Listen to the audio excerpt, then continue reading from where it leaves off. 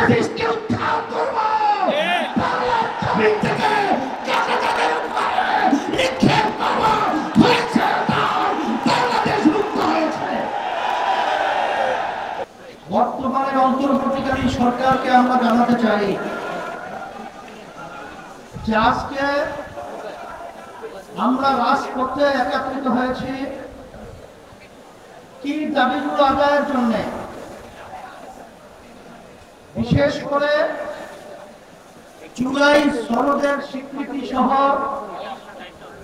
এই বাংলাদেশকে সুন্দর একটা দেশ তৈরি করার লক্ষ্যে যে জুলাই সনদ তৈরি হয়েছে, এই সনদের আইনি ভিত্তি জাতীয় নির্বাচনের আগেই এটা আমরা চাই এবং দিতে হবে।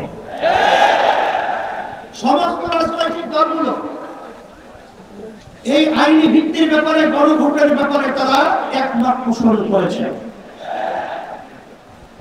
কিন্তু আজকে বাংলাদেশের ভিতরে উল্লেখযোগ্য যারা কয়েকবার দেশ পরিচালনা করেছে তার ভিতরে একটা দল হলো বিএনপি।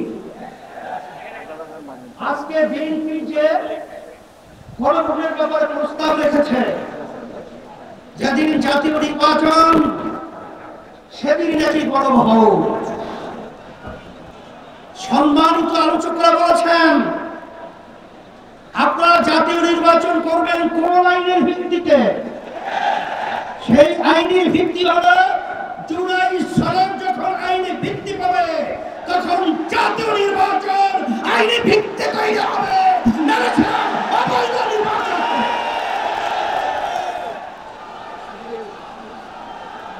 আজকে আমরা দেখেছি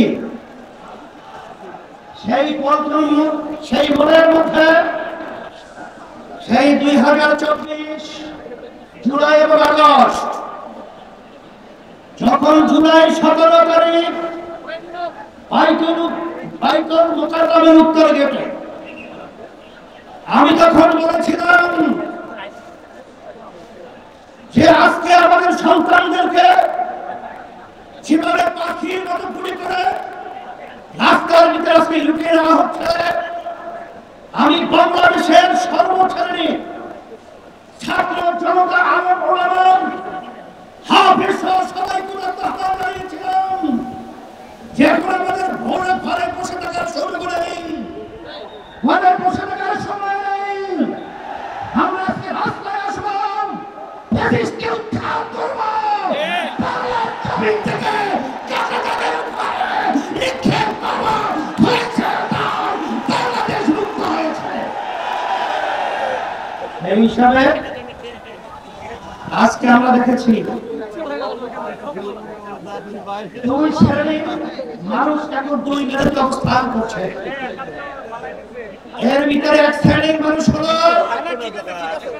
যারা নাকি আমরা দেশ প্রেমী, আর এক শ্রেণীর হলো ক্ষমতা প্রেমী। ফ্যাসিস্ট আওয়ামী লীগ সরকার তারা দেশ প্রেমী ছিল না, তারা ছিল ক্ষমতা প্রেমী। তারা কিন্তু এক পর্যায়ে আমাদের বাংলাদেশ থেকে পালিয়ে কাটাতার পারবে ভারতে অবস্থান করছে। নব্য যারা ফ্যাসিস্ট হওয়ার চিন্তা করছেন, যারা গণভোট নিয়ে নির্বাচনের আগে যারা ব্যাপারে তালবাহার করছেন, আমি তাদের উদ্দেশ্য করে বলতে চাই আজকে বাংলাদেশের ছাত্র জনতা, সর্বশ্রেণীর মানুষ আজকে জুলাই ভিত্তিক আইনি সর্বপ্রথম চায়, তারপর জাতীয় নির্বাচন চায়। কিন্তু আপনারা যদি এই জুলাই সনদ আইনি ভিত্তি দেওয়ার ব্যাপারে দরিবসু করে থাকেন, আমাদের বাংলাদেশের 3 দিকে ভারতের কাঁটাতারের বেড়া, কিন্তু আপনারা পালাবেন কোথায়? আপনাদের জন্য অপেক্ষা করছেন সেই দক্ষিণে বঙ্গোপসাগর। এছাড়া কিন্তু আপনাদের পালাবার কোথাও জায়গা নেই।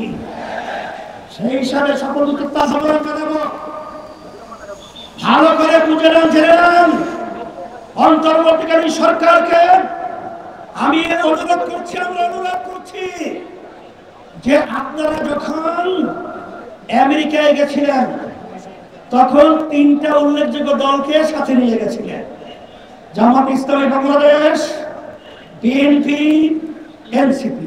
কথা ঠিক কিনা? আপনারা জাতীয় নির্বাচনের আগে গণভোট থেকে আপনারা কোন প্রক্রিয়া, কোন হিসাব লাগবে, অঙ্ক শিখাতে হবে।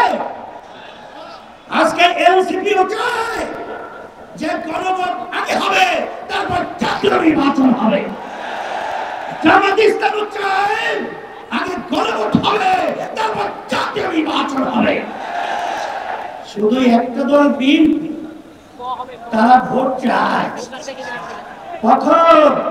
জাতীয় নির্বাচনের দিন।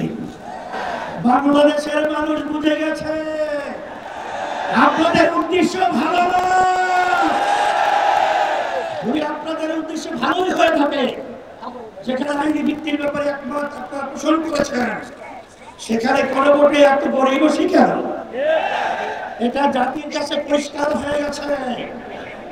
আমরা অন্তর্বর্তী সরকারকে বলবো, আমরা শান্তিপ্রিয়, বারবার রাস্তায় রোদ্রে আমাদেরকে পোড়াচ্ছেন, আপনারা পুড়িয়েছেন, আর কত রাস্তায় নামতে হবে? এরপরে পরামর্শ ভিত্তি আমরা বাংলাদেশের সর্বস্তরের মানুষদের নিয়ে এবার কর্মসূচি ঘোষণা করবো।